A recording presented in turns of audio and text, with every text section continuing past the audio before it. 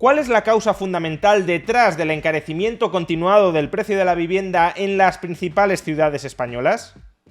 Veámoslo. Uno de los principales problemas de muchas familias españolas es, sin lugar a dudas, el problema de la vivienda. Tanto el precio del alquiler de vivienda como el precio de compraventa de vivienda se han disparado durante los últimos 10 años, dificultando, por tanto, la accesibilidad de muchas personas a constituir un hogar. No solo eso, incluso aquellas familias que han conseguido comprar o alquilar una vivienda a los muy altos precios actuales sufren una merma muy importante en sus ingresos efectivos, en los ingresos que tienen disponibles después de hacer frente al pago de la hipoteca o del alquiler, justamente por estos disparatados precios. O expresado con otras palabras, si consiguiéramos abaratar el precio de la vivienda, no solo se conformarían más hogares, sino que muchos de los que ya existen vivirían mejor. Pero claro, para conseguir abaratar el precio de la vivienda, primero es imprescindible diagnosticar correctamente por qué la vivienda se ha encarecido tanto durante la última década. Y al respecto existen muchas conjeturas distintas. Que si el precio de la vivienda se ha encarecido porque se trata de un mercado cada vez controlado por un menor número de operadores, BlackRock y similares. Que si el precio de la vivienda se ha encarecido como consecuencia de la proliferación de apartamentos turísticos a través de Airbnb y otras plataformas. Que si el precio de la vivienda se ha encarecido por la especulación y por mantener muchas viviendas vacías. Que si se ha encarecido porque estamos ante una nueva burbuja que inevitablemente va a terminar pinchando, etcétera, etcétera, etcétera. Desde una perspectiva económica, sin embargo, la explicación más simple y más sencilla que existe al encarecimiento sostenido y a largo plazo de un determinado bien, en este caso la vivienda, es que existe un desequilibrio entre oferta y demanda de vivienda, de tal manera que la demanda aumenta en mayor medida que la oferta. Si el número de demandantes y lo que están dispuestos a pagar esos demandantes por un determinado bien, repito, en este caso la vivienda, se incrementa en mucha mayor medida que el número de unidades disponibles de ese bien a la venta, entonces lo que pronostica la teoría económica que sucederá es que los precios aumentarán. Por supuesto, podría haber otras explicaciones, como algunas de las que he relatado anteriormente, a por qué los precios están aumentando, antes de plantear explicaciones rocambolescas sobre por qué están aumentando los precios de la vivienda, habría que comprobar si la explicación más sencilla, más simple posible, más común a por qué se incrementan los precios de un bien, en este caso la vivienda, habría que comprobar si esa explicación se cumple o no se cumple. Y solo una vez descartada esa explicación, sería el momento de elucubrar otras posibles teorías. Pero si se cumpliera la explicación base,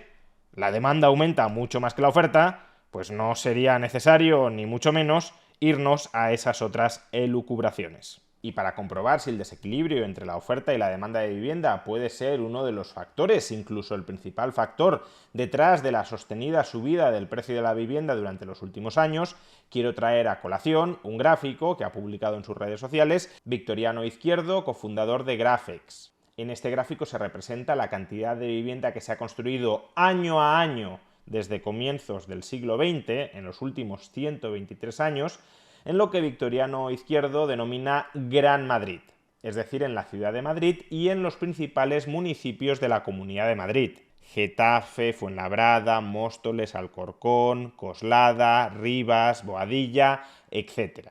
Y lo primero que salta a la vista es que desde la década de los 60 hasta el año 2007-2008, es decir, el estallido de la burbuja inmobiliaria en España,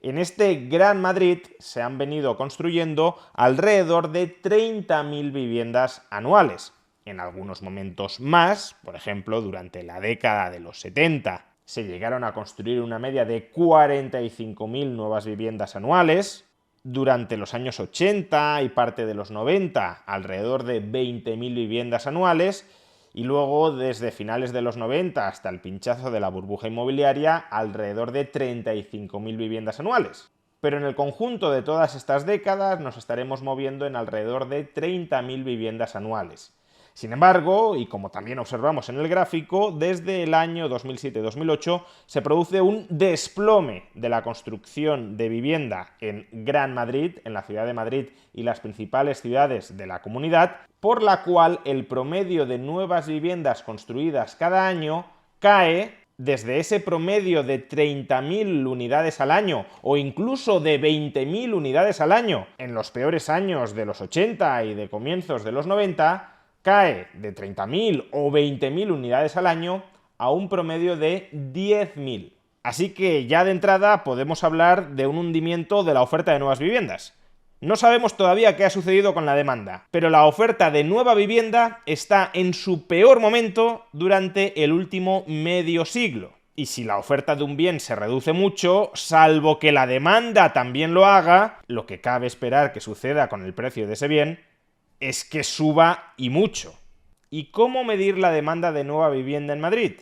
Pues de entrada, y como poco, fijándonos en los nuevos hogares que se hayan constituido durante los últimos años en la Comunidad Autónoma de Madrid. Al fin y al cabo, el Instituto Nacional de Estadística define justamente hogar como la persona o conjunto de personas que residen habitualmente en una vivienda familiar principal. Por tanto, para que se constituyan nuevos hogares, en general, hace falta que esos nuevos hogares accedan a una vivienda. Pues bien, si acudimos a la encuesta continua de hogares, que desde el año 2013 es elaborada anualmente por el Instituto Nacional de Estadística, veremos que el número de hogares en Madrid se ha incrementado desde 2.496.000 en el año 2013 a 2.612.000 en el año 2020, que es el último de los años que están disponibles en esta encuesta. Es decir, que en 7 años el número de hogares en Madrid se ha incrementado en 131.000. Eso significa que durante la última década aproximadamente la demanda de nueva vivienda por constitución de nuevos hogares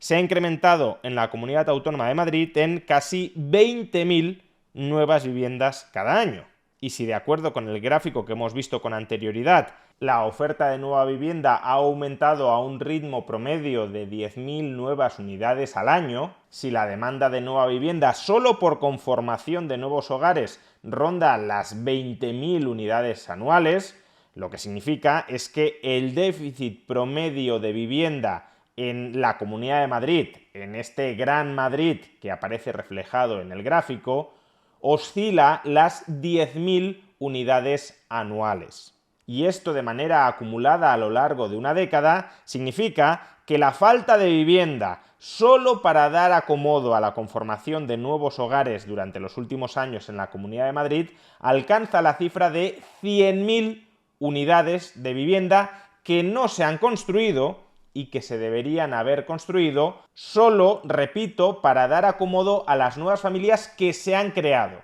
Pero es que además también deberíamos tener en cuenta la demanda insatisfecha, es decir, la cantidad de nuevos hogares que se conformarían en Madrid, ya sea por jóvenes madrileños que se emancipan y constituyen su propio hogar, o ya sea por el traslado de residencia a Madrid de otras familias que hoy viven fuera de esta región.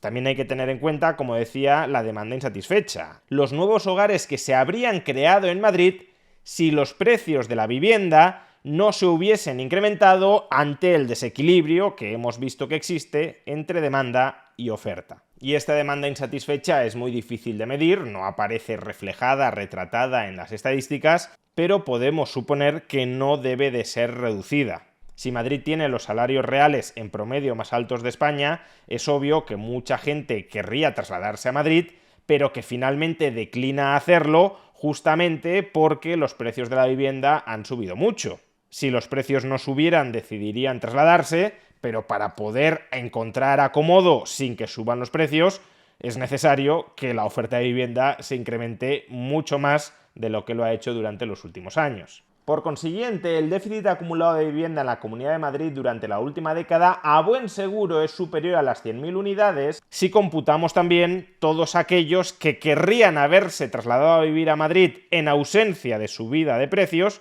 pero que finalmente no lo hicieron como consecuencia del encarecimiento del precio de la vivienda. A la luz de los datos resulta bastante intuitivo pensar que la principal causa del alza sostenida en los precios de la vivienda, ya no solo en Madrid, sino también en muchas otras grandes ciudades de España, La causa principal es aquella más sencilla de explicar y comprender, a saber, que existe un desajuste, un desequilibrio entre la demanda de vivienda y la oferta de vivienda. La demanda está creciendo a un mayor ritmo de lo que lo hace la oferta, y por tanto, los precios de la vivienda, cuya escasez relativa va en aumento, los precios de la vivienda suben. Y si esta es la causa fundamental, la causa principal de por qué la vivienda se está encareciendo y por tanto se está volviendo menos accesible, el fundamento de cualquier solución al problema de la vivienda en España pasará sí o sí por incrementar la oferta de vivienda. Oferta pública u oferta privada, ese es otro debate, pero desde luego, si queremos que la vivienda se abarate y que se vuelva más accesible en aquellas regiones de España donde ahora mismo las familias españolas quieren residir, la solución sine qua non para este gravísimo problema consiste en aumentar la oferta. Y por tanto, toda política económica dirigida a castigar la oferta, ya sea en forma de inseguridad jurídica, de controles de precios, de encarecimiento de costes, de regulaciones medioambientales, de regulaciones urbanísticas restrictivas de la oferta de suelo y de la edificabilidad, etcétera, toda política económica dirigida a castigar la oferta de vivienda es una política económica antivivienda. Es una política económica que solo va a contribuir a encarecer todavía más el precio de la vivienda y a dificultar todavía más su accesibilidad. Y la mayoría de políticos españoles a ambos lados del espectro ideológico promueven políticas de vivienda que castigan la oferta. Es decir, promueven políticas de vivienda que son en realidad antivivienda.